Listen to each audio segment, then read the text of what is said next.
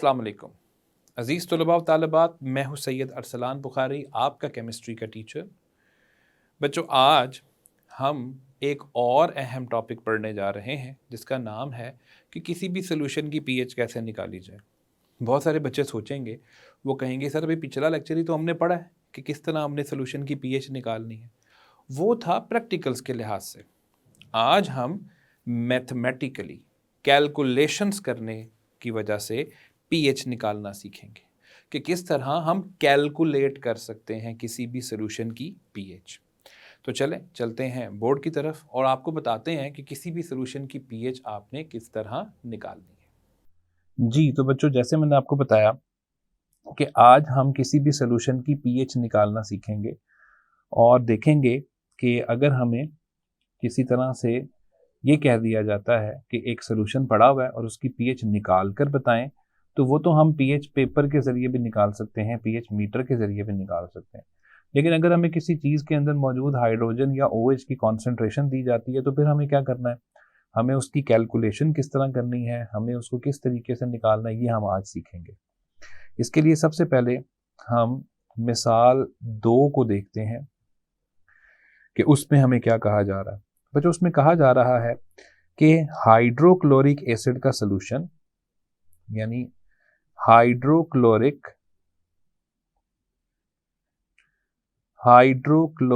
Acid का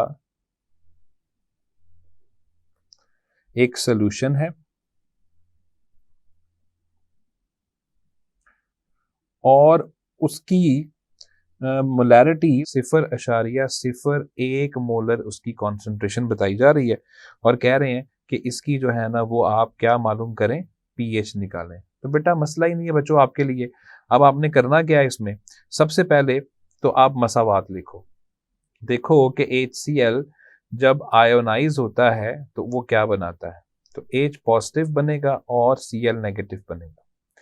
अब आप देखो कि H पॉजिटिव की कॉन्सेंट्रेशन कितनी है। जाहिर है कि अगर ये 0.01 मोलर है तो हाइड्रोजन की कॉन्सेंट्रेशन बच्चों यही होगी और Cl नेगेटिव की कॉन्सेंट्रेशन भी यही होगी। बहुत सारे बच्चे इसके ऊपर थोड़ा सा एतराज़ करते हैं या उनको इसकी समझ नहीं आती। इसको समझाने के लिए मैं एक मिसाल देता हूं आप सबको। तो सबसे पहले इस मिसाल को देखिए। मैं कहता हूं कि हमारे पास फ़र्ज़ कीजिए कि एक हमारे पास एक चीज़ है जिसके अंदर 2 हिस्से हैं। एक ये हिस्सा है और एक हम कह देते हैं कि इसका एक नीला हिस्सा है। ज़ाहिर है जब ये टूटेगा बच्चों, तो ये टूट के क्या बनाएगा, ये टूट कर एक सब्ज़ हिस्सा बनाएगा और एक ये नीला हिस्सा बनाएगा।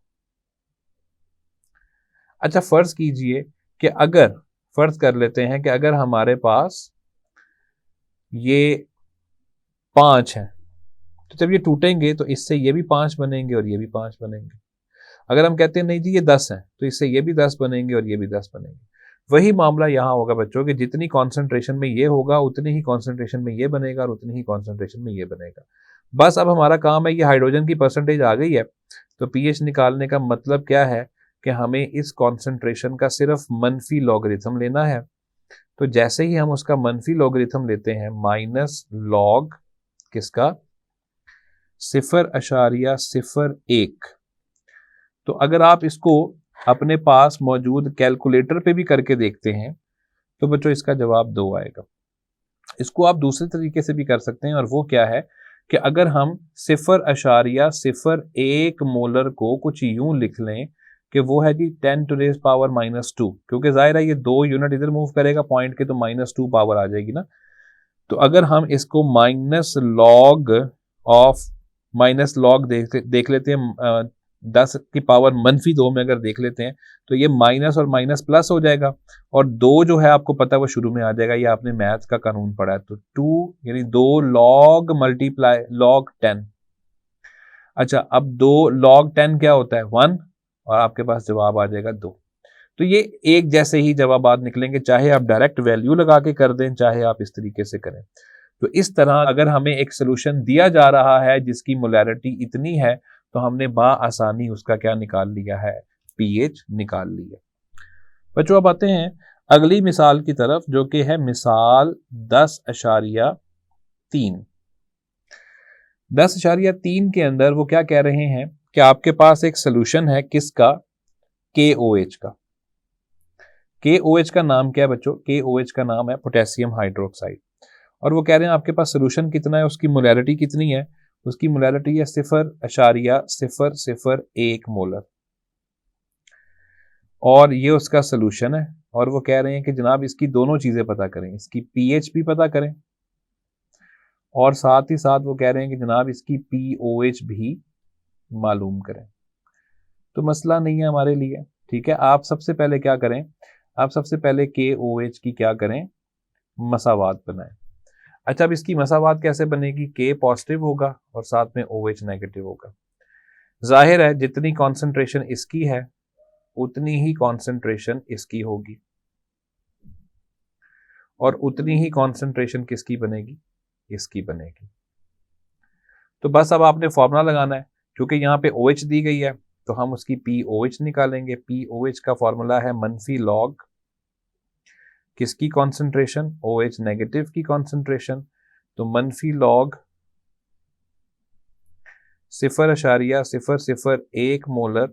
जब हम इसका मनफी लॉग निकालते हैं तो हमारे पास जवाब आता है 3। और इसको यूं भी किया जा सकता है, जैसे मैंने आपको बताया कि ये 10 की पावर -3 हो जाएगा।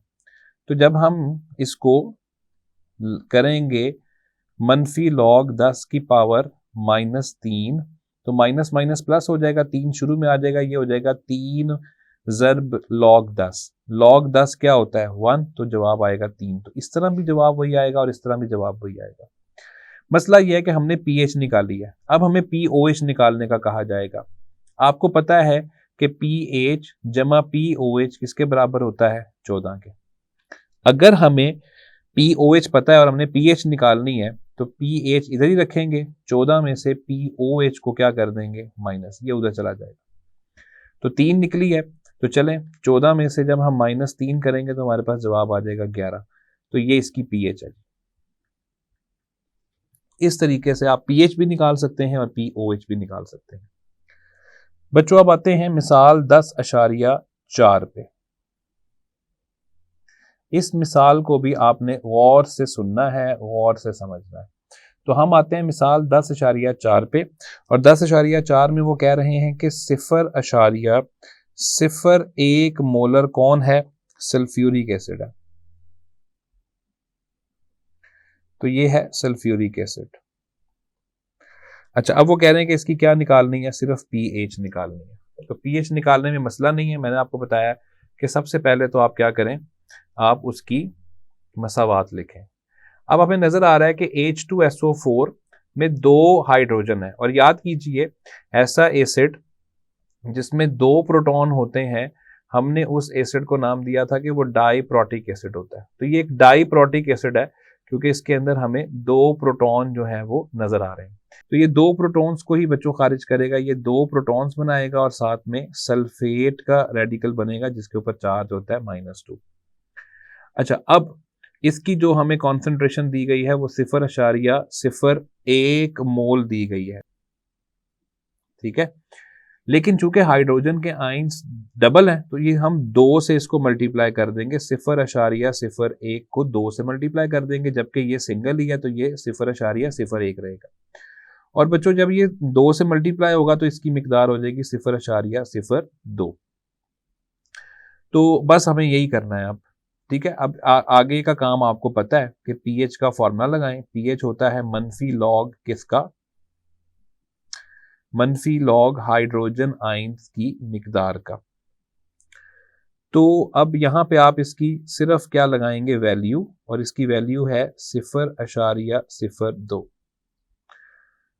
और बच्चों जब इसे आप सिंपल कैलकुलेटर से निकालते हैं तो ये हमारे पास जवाब आ जाता है 1.69। और अगर आप इसकी POH भी निकालना चाहें, जो कि दी नहीं गई, लेकिन आप इसी वैल्यू को 14 में से माइनस कर देंगे तो हम POH निकालने में भी कामयाब हो जाएंगे। तो बच्चों ये था हमारे पास मिसाल 10.4। और एक और अहम बात क्या है बच्चों कि इसी 1.69 को 1.7 भी लिखा जा सकता है। और अगर POH निकालनी है तो मैं आपको ये भी बता देता हूँ कि POH निकालने के लिए 14 में से pH माइनस कर दें। आपने इसकी pH 14 में से जब 1.7 आप माइनस कर दोगे तो वो आपके पास 12.3 उसकी क्या निकल आएगी, POH निकल आएगी। इस तरह ये मिसाल 10.4 भी हमने हल कर ली है और इन 3 मिसालों को हल करके हमें अंदाज़ा हो गया कि हमें किसी भी सोल्यूशन की pH और POH किस तरीके से निकालनी है। बच्चों, आपकी इस बाप की जो मश्क है उस मश्क के अंदर बहुत सारे सवालात इस तरह के आएंगे कि जिसके अंदर हमें pH भी निकालनी पड़ेगी और POH भी निकालनी पड़ेगी, और मैंने उसका तरीका आपको समझा दिया कि किस तरीके से आपने उसकी pH निकालनी है, किस तरीके से आपने उसकी POH निकालनी है। तो मैं उम्मीद करता हूँ कि सब बच्चों को ये समझ आ चुकी होगी। इसकी प्रैक्टिस करना बहुत ज़रूरी है। आपका काम है कोई एक फार्मूला इस्तेमाल करें, अपने पास से कोई अपनी मर्जी की वैल्यू लगाएं और उसकी pH निकाल लें। तो बच्चों, ये था टॉपिक जिसमें हमने सीखा कि किसी भी सोल्यूशन की pH को कैसे निकालना है। यहाँ तक कि अगर pH नहीं पता और POH बताई गई है तो POH के ज़रिए हमने pH को कैसे निकालना है। बच्चों, आपके मश्क में मौजूद जो न्यूमेरिकल्स हैं उनको सॉल्व करने के लिए इस टॉपिक के ऊपर आपकी ग्रिप अच्छी होना ज़रूरी है। मैं उम्मीद करता हूँ कि आप सीख चुके होंगे pH को किस तरीके से निकालना है। इंशाल्लाह अगले लेक्चर में आपसे मुलाकात होगी। तब तक अपना ख्याल रखें। अल्लाह हाफ़िज़।